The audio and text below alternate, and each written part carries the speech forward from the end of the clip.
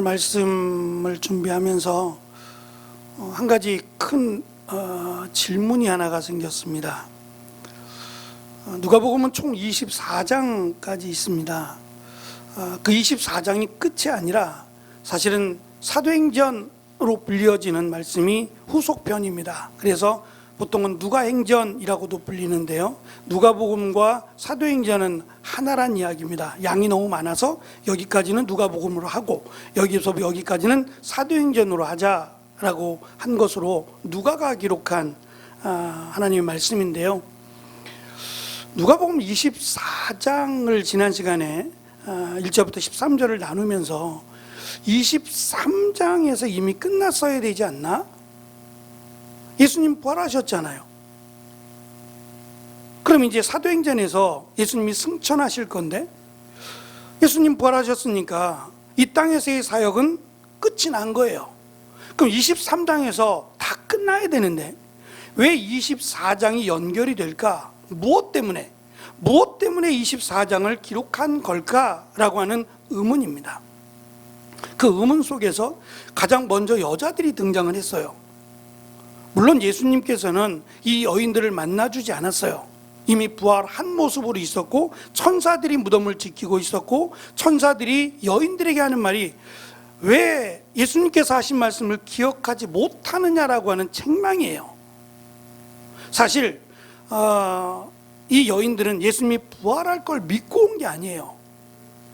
예수님의 시신에 향유를 바르기 위해서 너무 급하게 예수님이 돌아가시고 또 바로 안식일이 시작이 되니까 몇 시간 안 남았어요. 그래서 예수님의 시신에 향유를 바를 시간이 없었어요. 그리고 바로 장례가 진행이 되어버렸고 안식일이 되니까 며칠이 지났지만 3일이죠. 3일이 지났지만 그래도 마지막 예수님의 가는 길에 향유라도 발라드려야겠다. 대단하지 않아요?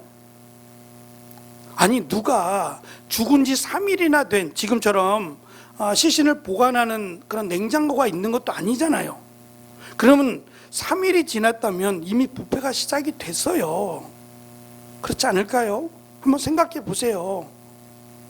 저녁에는 그렇다고 치고 아침 저녁은 좀 선선하니까 그렇다고 치고 한낮이 얼마나 뜨거워요. 아무리 불 속에 들어갔다고 해도 그 뜨거운 기운을 막을 수는 없는 거죠. 시원하진 않을 거 아니에요. 그러니까 이미 3일이나 지나서 부패는 시작이 되었다고요. 그런데 부패된 시신에다 향유를 바른다고 생각을 해봐요. 사랑하는 가족도 쉽지 않은 결정이에요. 이거는 정말 이 여인이 누가 봐도 정상인가? 라고 하는 생각이 들 정도로 문상으로 온 게 아니라 예수님의 시신에다가 향유를 바르겠다고 지금 왔단 말이에요. 대단하죠, 그것만 해도. 근데 그것이 믿음이냔 말이에요. 이 여인들이 예수님을 찾아온 것이 믿음이냐라고 말한다면, 질문한다면 그렇다라고 말하기는 어려워요. 예수님을 사랑했느냐라고 물어본다면 이 여인의 입장에서는 사랑했어요. 예수님의 죽으심이 너무너무 안타까워서 어쩌면 3일 동안 한숨도 못 잤을 수도 있어요. 제자들은 그랬을까요? 제자들도 이 여인들처럼 예수님이 갑자기 돌아가심으로 인해서 정말 안타까운 마음으로 3일 동안 식음을 전폐하고 울었을까요? 오히려 그것보다는 우리의 소망은 끝났다. 오늘 우리가 읽은 말씀처럼 돌아가야겠다.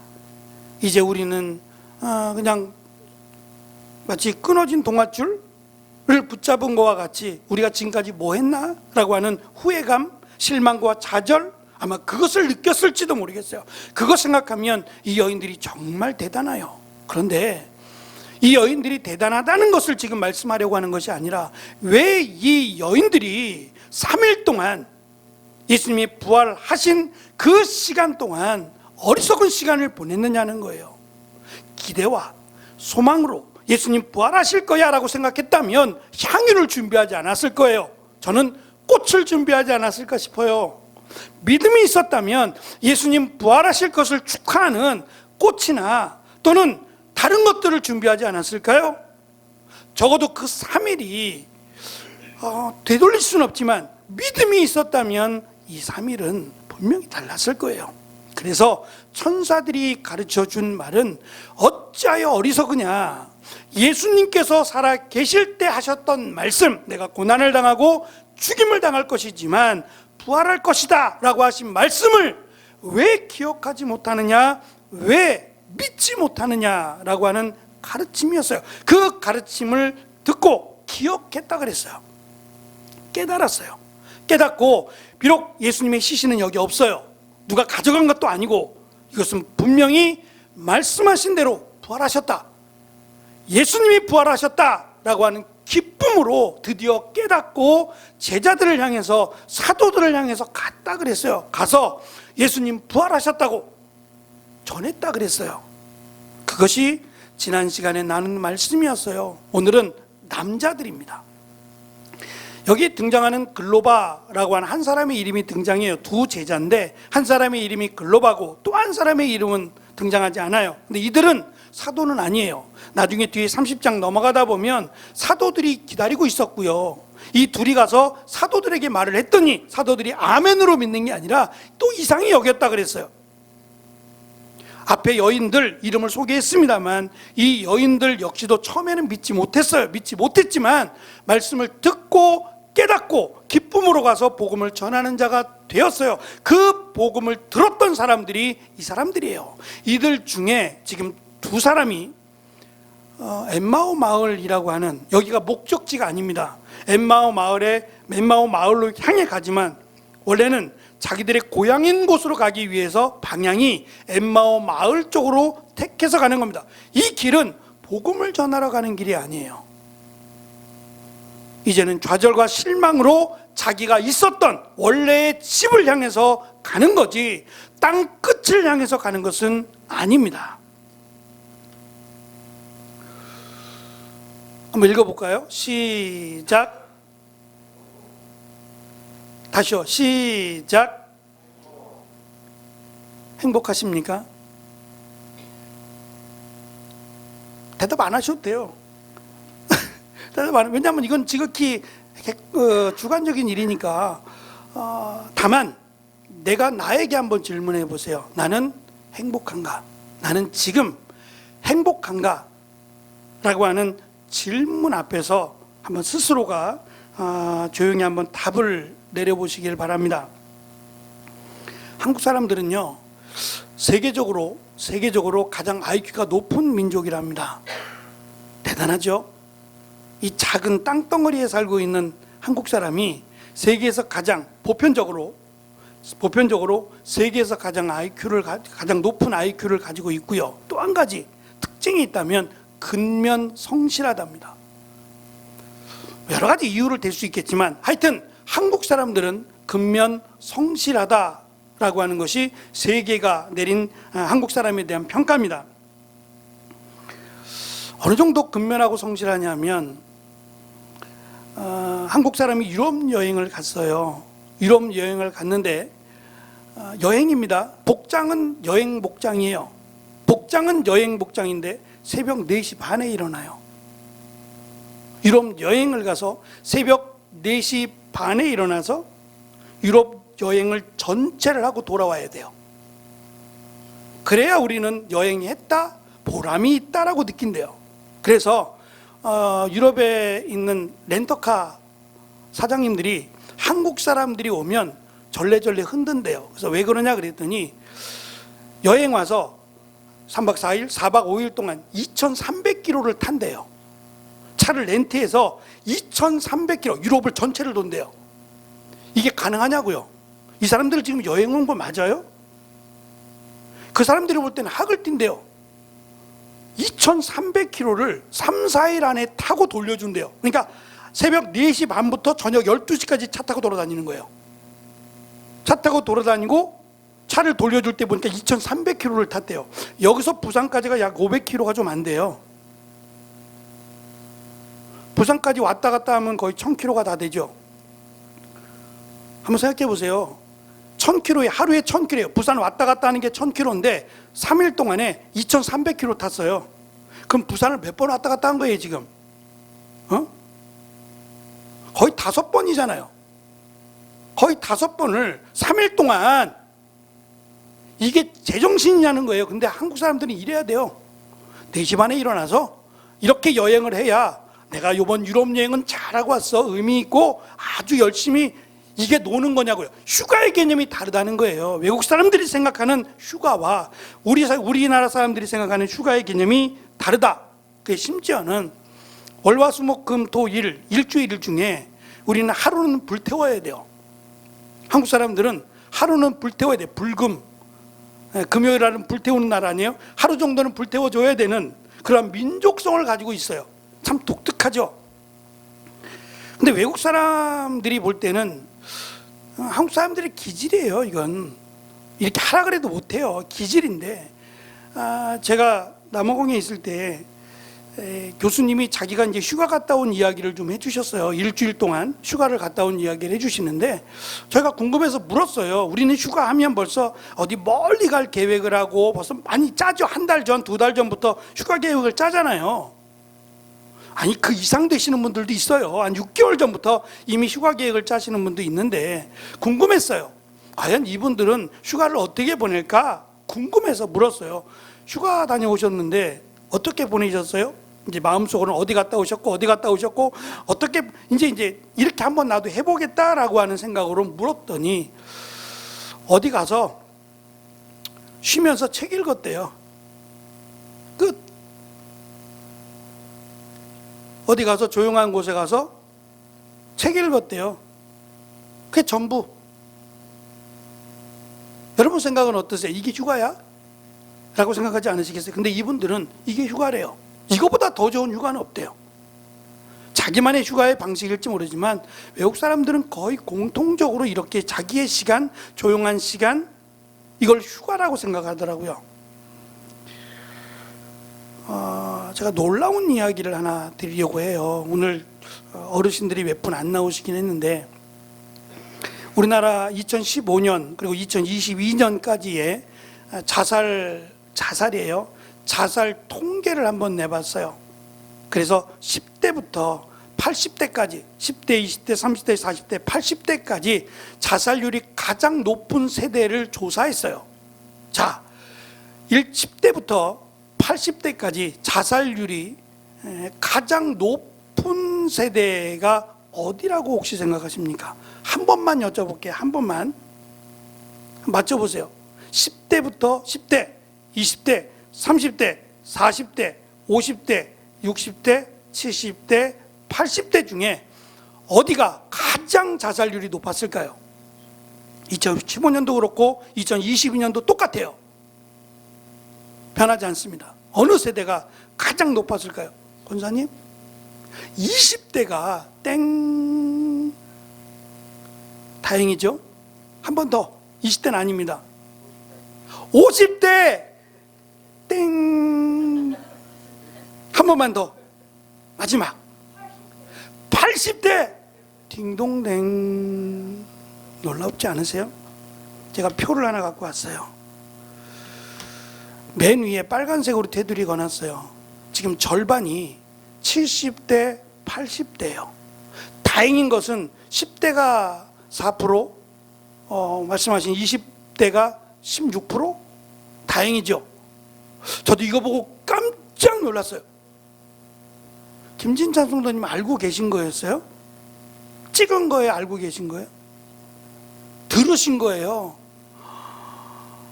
세상에나. 70대, 80대가 절반이에요. 절반. 모든 세대의 절반에 해당되는 자살률을 갖고 있어요. 그래서 물었어요. 왜 저분들이 자살할까? 라고 조사를 했고 데이터를 내보니까 한 가지예요. 절망이라는 거 아세요? 절망이라는 것은 내가 무언가를 이루고자 할 때 열심을 다했는데 그것이 이루어지지 않았을 때 느끼는 절박감을 이야기해요. 좌절감 같은 거죠. 절망이라고 불러요. 그런데 70대, 80대가 자살률이 높은 이유가 뭐냐면 무망 때문이래요. 무망. 무가 없을 문자를 썼어요.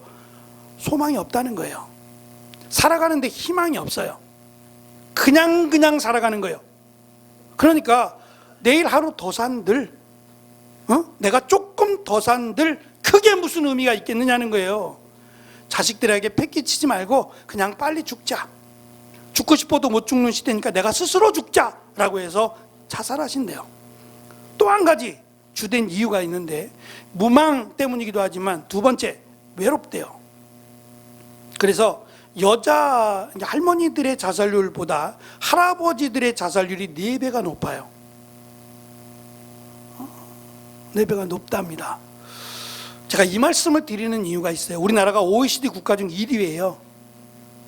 1위, 가장 높은 자살률을 갖고 있는데, 이 말씀을 드린 이유가, 먼저 제가 23장까지 해서 예수님 부활하셨다 끝났다 그랬어요. 끝났어요. 근데 24장에 들어오면서 이 여인들이 아까 말씀드린 행복했을까? 행복해야 돼요.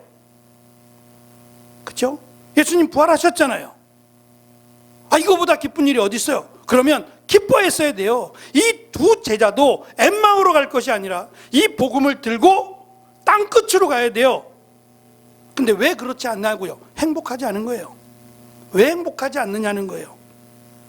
우리는 행복을 다른 데서 찾고 있다는 생각이에요. 위시리스트라는 게 있어요. 내가 바라고 소망한다라고 하는 위시라고 하는 단어와 내가 뭘 바라는지에 대해서 적는 리스트가 있는 거예요. 여러분 혹시 위시리스트라고 하는 거 갖고 계세요? 뭐 따로 리스트, 따로 이렇게 목록은 없더라도 내가 바라고 소망하는 2023년에 내가 이것만큼은 이루었으면 좋겠다라고 하는 리스트 정도 있으시죠? 어떤 사람은 10개, 어떤 사람은 20개, 어떤 사람은 한두 개 있을지 모르겠어요. 그 리스트가 없다면 무망해요. 그건 가져야 돼요. 내가 올해는 이렇게 하겠다. 내가 동네 한 바퀴는 무조건 돌겠다라고 하는 내가 할 수 있는 자그마한 소망 한 가지씩은 가지고 있어야 돼요. 그것을 이루면서 기쁨을 얻고 이것을 하면서 나에게 행복이 오기 때문에 그래요. 그러니까 무조건 리스트는 있어야 돼요. 그런데 한국 사람들의 리스트를 살펴보니까 공통적으로 들어가는 리스트가 딱 하나 있더라는 거예요. 그게 뭐겠어요? 집이에요. 건물이에요. 건물을 갖고 싶다라고 하는 리스트가 다 들어가 있대요. 다 건물주가 되고자 하는 리스트 안에, 바라고 소망하는 리스트 안에 그게 언제 이루어질지 모르지만 그 리스트가 다 들어가 있대요. 그 얘기는 뭐냐? 이게 이루어지지 않으면 행복하지 않은 거예요. 행복 리스트는 내가 이룰 수 있는 것들을 적어야 돼요. 막연한 걸 적어 놓으면 이게 안 이루어졌을 때는 행복하지 않거든요. 그러니까 매년 행복하지 않아. 이게 이루어질 때까지는 행복하지 않아. 그럼 이루어지면 행복하냐? 아니라는 거예요. 더 다른 것, 이루어질 수 없는 것들을 자꾸 생각하니까 항상 행복하지 않아. 한국 사람들이 제가 IQ가 제일 높다고 했는데, IQ가 제일 높고 근면성실한 이 한국 사람들이 가장 어리석다라고 느낄 수 있는 질문 한 가지가 있대요. 이건 한국 사람만이 하는 대답이래요. 뭐 드실래요? 어제도 청년들 연습하고 제가 물어봤어요. 뭐 먹을까? 그랬더니 뭐라고 얘기했을까요? 4명이 똑같이 얘기하는 거예요. 뭐 먹을까? 라고 얘기했더니 아무거나. 이렇게 대답하는 사람은 한국 사람밖에 없대요. 아무거나가 있어요. 아무거나가. 예? 이게 얼마나 미련하고 어리석은 생각이냐는 거예요. 자기 생각이 없다는 거예요. 아니 다 다르잖아요. 난 김치찌개 먹고 싶은데 난 돈가스 먹고 싶어. 얼마든지 괜찮아요. 그 얘기하고 그러면 두 사람이 김치찌개를 먹고 싶어 하니까 오늘은 김치찌개 먹고 다음에는 돈가스 먹자. 그렇게 하면 되잖아요. 아무거나 그러면 뭘 먹자는 얘기예요 도대체. 예? 이게 다른 사람을 배려하는 마음이 있어요. 저 사람이 원하는 대로 갔으면 하고 하는 배려의 마음이 있긴 하지만 우리가 보편적으로 아무거나라고 하는 생각이 너무 짙대요.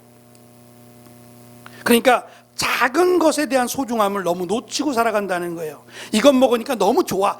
정말 좋은데? 정말 행복한데? 라고 하는 행복감을 느껴야 되는데 해치워버린다는 거예요. 행복감이 아니라 그냥 끼니를 때우는 정도로 해치워버린다는 거예요. 먹는 것에도 기쁘지 않아요. 생각해 보세요. 먹는다는 게 얼마나 기뻐요. 먹지 못하는 사람도 있는데 내가 먹을 수 있다, 맛을 느낄 수 있다는 것이 얼마나 기뻐요. 이것 먹고 내가 힘을 낸다는 게 얼마나 기쁘냐고요. 기뻐해야 돼요. 기뻐해야 돼. 내가 몸이 아프면 못 먹잖아요. 이가 안 좋아도 못 먹고. 근데 지금 먹을 수 있다는 것에 기뻐해야 된다고요. 근데 그 기쁨을 느끼지 못하니까 마치 기쁨 불감증에 걸린 사람들, 그게 우리나라 사람들이라는 거예요. 저는 오늘 행복이라는 얘기를 좀 하고 싶어서, 왜 이 여인들이 행복하지 못했느냐, 말씀을 깨닫지 못해서 그래요. 예수님 말씀하셨거든요. 근데 그 말씀이 예수님에 대한 말씀이라는 것을 깨닫지 못했어요. 예수님께서 제자들에게 가장 많이 책망하셨던 내용이 그거죠. 어찌하여 깨닫지 못하느냐, 이 말씀 아니었어요? 제자들이 깨달았다면 예수님이 십자가에 달려 죽으셨을 때 부활할 것을 믿었을 거예요. 부활할 것을 믿었으면 승천할 것도 믿었을 것이고, 승천할 것을 믿으면 뭐죠? 다시 오실 것을 믿는 거예요. 우리에게 소망은 다시 오실 것을 믿는 겁니다.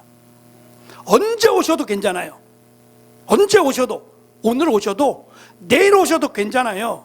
그런데 예수님 입장에서, 부활하신 예수님 입장에서 제자들이 어떻게 하기를 원하실까요? 울며 짜며 괴로워하며 슬퍼하며 있기를 원하실까요? 기대와 소망을 가지고 이 복음을 전하기를 원하실까요? 예수님이 다시 오실 때까지 우리의 삶의 모습이 건물만 바라보고 저거 언제 내 거 되나? 물론 꿈이 있어야 됩니다. 저 건물을 갖고자 하는 꿈, 소망이 있는 건 좋다고요. 그런데 그것이 전부가 되어버리면 예수님 오셨을 때 그게 누구 거예요? 아무 의미 없잖아요. 그 꿈을 쫓지 말라는 게 아니라 이것이 전부가 되지 말라는 거죠. 예수님이 오셨을 때에 예수님의 오심을 기다리고 바라고 소망하며 사는 기쁨의 삶을 좀 살라는 거예요. 행복한 삶을 좀 살라는 거죠. 예수님이 엠마오마 올라가는 두 제자 그 옆에 계셨어요. 그런데 그들의 눈이 가리워져 있다 그랬어요. 그러니까 장님이 됐다는 말이 아니라 예수님이 누군지를 알아볼 수 없도록 예수님이 잠시 그들의 영적인 눈을 가리워 주셨다는 거예요. 그리고 나서 예수님이 그들에게 묻습니다. 무슨 일이냐? 너희들이 지금 심각하게 무언가를 얘기하고 있는데 무엇 때문이냐? 라고 물었어요. 이 물음 앞에 17절을 보시면 그들이 그 자리에 멈췄더라라고 돼 있어요. 저는 이 말을 주의 있게 봤어요. 지금 그들이 가고 있는 길은 어리석은 자의 길이에요. 은혜의 길이 아니고 축복의 길이 아니라고요. 절망의 길, 지금껏 자기들이 소망하고 바랬던 모든 것이 무너진, 마치 이제는 소망이 사라져버린 무망이란 사람들이 가는 길이란 말입니다. 이 길을 멈추게 하셨어요. 그 멈춤이 무슨 일이냐? 무엇 때문에 너희들이 이 길을 가고 있느냐라고 하는 질문입니다. 그들이 이렇게 대답해요. 6가지입니다. 첫째, 나사렛 예수에 대한 일입니다. 두 번째, 그는 대단한 선지자인데 대제사장과 그 바리새인들이 그를 십자가에 못 박아 죽였습니다. 네 번째, 우리는 그를 속량할 자라고 믿었습니다. 구원할 자란 얘기예요. 여기서 우리의 죄를 대신하여 죽을 자가 아니라 우리를 로마로부터 구원할 자라는 생각이에요. 그렇게 믿었습니다. 네 번째, 살아나셨다는 소문을 들었습니다. 여인들이 갔는데 시신은 없고 천사가 나타나 부활하셨다라고 말을 했고 여인들이 그렇게 우리에게 전했습니다. 마지막 6번째, 어떤 이들이 가서 보니 시신이 없다고 하더이다. 이게 전부예요. 이러니 절망하죠.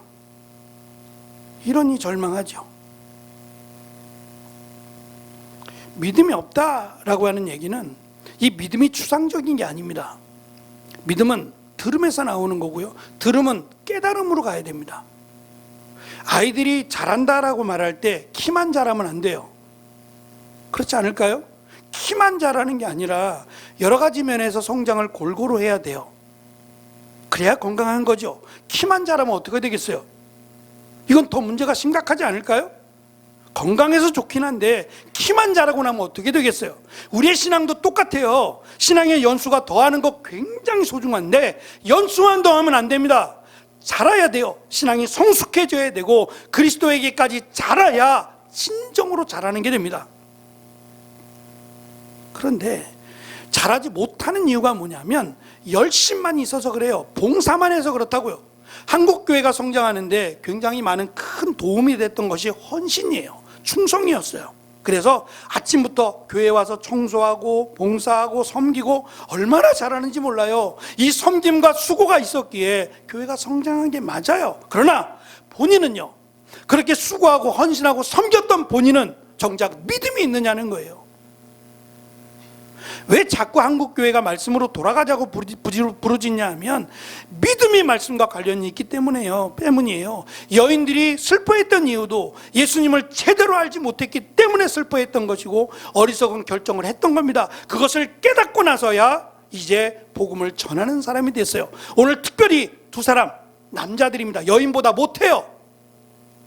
여자들은 천사들의 말을 믿고 복음을 전했지만 이들은요, 그 여인들의 말을 듣고도 무시했어요. 왜 그러냐? 말씀이 없어요. 예수님의 기적을 따라다니고 예수님이 하신 말씀을 귀담아 듣고 그냥 흘려버렸고 이렇게 살다 보니 어디 믿음이 있느냐 말이에요. 그 믿음이 없는 결과가 여리고 마을로, 엠마오 마을로 내려가는 겁니다. 마지막 절에 보시면 저는 이게 참 은혜였는데요. 마지막 27절 우리 같이 한번 읽어보겠습니다.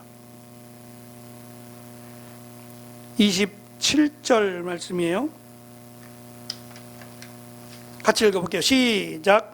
이에 모세와 및 모든 선지자의 글로 시작하여 모든 성경에 쓴 바 자기에 관한 것을 자세히 설명하시니라. 누가요? 예수님이 이들을 붙잡아 놓고 방 안에서 이들에게 모세와, 구약 성경이에요, 모세와 선지자, 이스라엘 백성들이 포로로 잡혀갔을 때죠. 그 선지자들에 관한 글로부터 시작해서 모든 성경에 기록된 예수님과 관련된 내용들을 가르쳐 주셨더라. 그것을 듣고 깨닫고 그들은 다시 예루살렘으로 올라갑니다. 그리고 이후에 그들은 복음의 전달자가 됐을 거예요. 여인들은 예수님을, 물론 요한복음과 내용이 조금 다릅니다만 누가복음에 의하면 여인들은 예수님을 못 만났어요. 직접 대면해 보지 못했지만 이들은 예수님이 직접 자기가 예수님이라는 걸 드러내 보이셨어요. 말씀을 가르치고 난 뒤에 그들이 예수님이다라는 것을 믿고 뛰어 올라가기 시작합니다. 믿음이 어디서 생기든가요? 예수님의 얼굴을 봤기 때문에 믿었는가요? 아닙니다. 예수님에 관한 소식을 전한 것, 성경에서 가르쳐준 내용이 이루어진 겁니다. 우리가 성경을 모르니까 믿음이 생기지 않는 거예요. 성경의 말씀을 알면 알수록, 그 말씀을 가슴에 새기면 새길수록 우리의 믿음은 자라납니다. 그래서 어릴 적부터 말씀을 듣는 아이들이 믿음이 견고하게 자라는 거예요. 흔들리지 않는 겁니다. 갑자기 어느 날 예수님을 믿게 된 사람들이 이처럼 저처럼 휩쓸리게 되는 거예요. 말씀이 없기 때문에. 그래서 내가 믿음이 없다 생각하시거든 말씀을 읽으세요. 말씀을 들으세요. 제대로 된 말씀을 듣고 말씀을 읽을 때에 내 믿음이 견고해지는 것이고 예수님을 기다리는 믿음이 우리에게 생기는 거예요. 다시 말하면 비록 내가 아직 건물을 갖고 있지 않아요. 그리고 내가 바라는 소망이 아직 이루어지지 않았어요. 건강하지도 않고요. 그럴지라도 우리는 행복해질 수 있어요. 왜요? 예수님의 오심을 기다리고 있잖아요. 다시 말하면 천국 갈 날을 기다리고 있는 거예요. 행복하지 않으세요? 천국에 대한 확신이 없으면 행복하지 않아요. 천국? 그게 뭐지?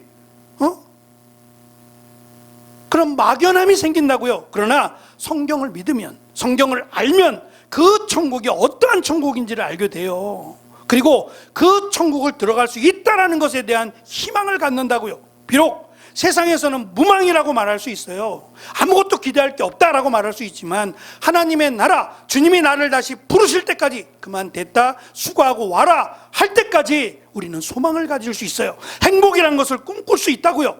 내가 무언가라도 하나 할 수 있는 것에 대해서 기뻐할 수 있어요. 새벽 예배를 마치고 나면, 새벽 예배를 할 때쯤 되면 두 분인데, 한 분은 남자고 한 분은 여자분인데 이 교회 주변하고 이 동네를 이렇게 청소하시는 분이 있어요. 참 귀한 분들인데, 근데 이분들은 새벽이잖아요. 이른 새벽인데, 이른 새벽부터 자기 집 주변이 아니라 큰 봉투에다가 이거 나라에서 뭔가 좀 받고 하는 거예요. 나라에서 해주시는 거예요. 전사님, 그런 거예요. 그러면 뭐 할 말이 없는데 받고 하는 겁니다. 청소부 같진 않은데 그것도 받고 하는 거예요. 그런가 봐요. 아유, 몰랐는데. 하여튼 제가 그분 뵐 때마다 아이고 야구르트를 하나 좀 사드렸으면 좋겠는데 너무 수고하시니까 고맙고 감사하고 그런 생각이 들었어요. 좀 뭐라도 하세요. 예? 난 할 수 없어 그러지 마시고 동네 한 바퀴 걸으시고 우리 예수님 믿고 천국 갑시다 이렇게라도 한마디씩 하시며 사세요. 주님이 오실 때까지 소망이 없다 하지 마시고 내가 말할 수 있을 때, 내가 걸을 수 있을 때 무언가 한 가지 하루에 하나씩이라도, 예? 내가 할 수 있는 일, 막연한 게 아니라 할 수 있는 것 하나라도 오늘 했네 라고 할 수 있는 것, 예? 내가 일하는 그 장소에서 내가 예수님을 믿는 자로 조금이라도 친절하게 할 수 있다면 그것도 은혜고, 내가 오늘은 이렇게 해봐야지 라고 하는 목적을 이루기 위해서 수고와 노력을 아끼지 말아보세요. 그러면 행복합니다. 요즘 청년들 일주일 동안에 자기가 성경을 읽더라고요. 맞나? 요즘도 하지? 일주일 동안 읽더라고요. 그 읽고 났을 때 그 은혜와 성취감이 저는 행복이라고 생각해요. 이것이 단순한 행복이 아니라 이것이 앞으로 이들에게 큰 힘과 능력이 될 거라고 저는 믿어요. 다른 것이 아니라 하나님의 말씀이잖아요. 청년들이니까라고 생각하지 말고 우리 남전도에도 우리 여전도에도 좀 해보세요. 예? 청년들이 더 바쁘거든요. 근데 그 더 바쁜 청년들이 하루에 몇 장씩 말씀을 읽고 그 말씀 앞에 매달리고 있는 이 모습이 하나님이 보실 때에 얼마나 귀할까요? 이 믿음이 있었다면 이 여인들은 행복했을 거예요. 엠마오로 가는 마을로 가는 두 제자도 행복했을 거고 어리석은 사도들도 행복했을 거예요. 우리 한 주간 행복하게 살아봅시다. 작은 것들을 한번 꿈꿔보고, 옛날엔 그랬거든요. 옛날에는 직장 가다가도 교회에 이렇게 문패 붙잡고 기도라도 했대요. 들어와서 기도하지 못할 때에는 와서 현판 있잖아요. 잘하는 교회라고 써있는 현판에 손대고 기도했대요. 하나님 오늘도 그냥은 갑니다만 하나님 오늘도 지켜주시고 하나님 은혜 가운데 살게 해주세요. 이러고 가셨대요. 끝나고 직장 끝나고 오면서 현판에서 손대고 하나님 오늘 하루 열심히 살았습니다. 수고하게 하시니 감사합니다. 그렇게 믿음을 지켜왔기에 지금 우리 잘하는 교회가 있다고 생각합니다. 우리 작은 거 하나라도 믿음의 흔적을 좀 남겨보자고요. 한 주간 동안 내가 하루에 이렇게 기도하겠다. 아니 하루에 한 장이라도 내가 성경 읽겠다. 많은 것 말고요. 김진선 성도님 하나 하자고요. 네, 뭐 하나 하자고요. 그랬을 때에 목사님 저 오늘 이거 읽었는데요, 오늘 이만큼 했는데요 라고 좀 자랑해보세요. 그것이 우리에게는 비록 나이가 들면 어때요? 그건 숫자에 불과하지.